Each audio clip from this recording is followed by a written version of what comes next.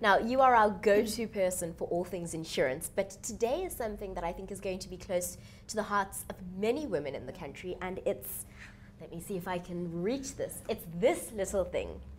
It follows us everywhere. I never leave the house without mine, and the truth of the matter is it's filled with things that I haven't thought to insure. Tell us about this. It's not just the inside, it's the actual bag itself. So, you know, we find that women tend not to think about the items that they take out with them, and we have severe underinsurance with these specific items. It's the things that we treasure most.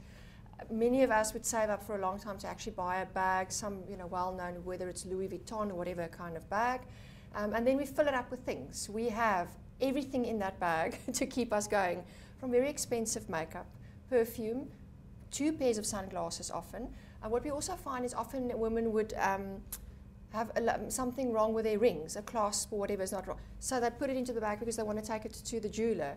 Then we have an iPad, we might have a Mac, we might have cell phones, ID document, and passports, and your cards. And if that bag goes missing, it's a fortune. Unfortunately, most women would only have maybe in the region of 10 to 15,000 Rand insurance for their handbag.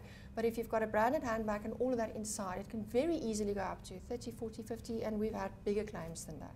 Let's talk to the woman who hasn't even thought to get that insurance on her handbag.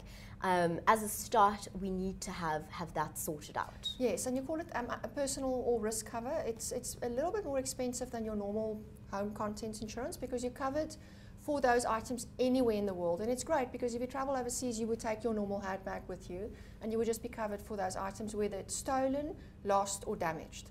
It's a very different kind of insurance and it's quite comprehensive, so you have to get it. And the thing to be concerned about or to be watched out for is most insurance companies would say you've got 10,000 Rand cover, that's your sum insured, but they limit the items to a percentage of the sum insured. So 25%, for instance. So if you carry in your bag, and they would typically ask you to specify your electronic equipment, so your cell phone, your laptop, your iPad. So if you don't do those things and you have an incident, you would end up being severely out of pocket, and it would normally be the most expensive items. So my advice is just insure these items and make sure that you pay the premium because you are at risk. I don't know of many women who haven't been affected by handbag theft. I personally had a smash and grab. Everything was in my bag. And they took my bag and they ran, and it was a big claim, and it was quite devastating. I can imagine, and it's happened to me. It's happened to almost every woman I know. Now, before you got here, I went around the News 24 Live team to all the women, and we put into this bag the things that we typically carry around. So let's have a look at it. Firstly, this is our intern's handbag. It's beautiful. Yes, it's lovely. And so we have my purse, house keys. Yes. Car keys. Okay. These are my car keys. Sunglasses and my prescription glasses, which I wouldn't be able to see very well without hand sanitizer. I don't know if I need to get that insured. My cell phone. Ah, there we go. There it is. An iPad. Yeah. That's the key. It's an already broken iPad, unfortunately. And here's the thing that we don't often think about. It's makeup. Yes. Now, this is just a tiny sampling of what the women in the office are walking around with. But when we started discussing it, we realized that sometimes some women are carrying thousands of rands worth of good quality makeup in their handbags.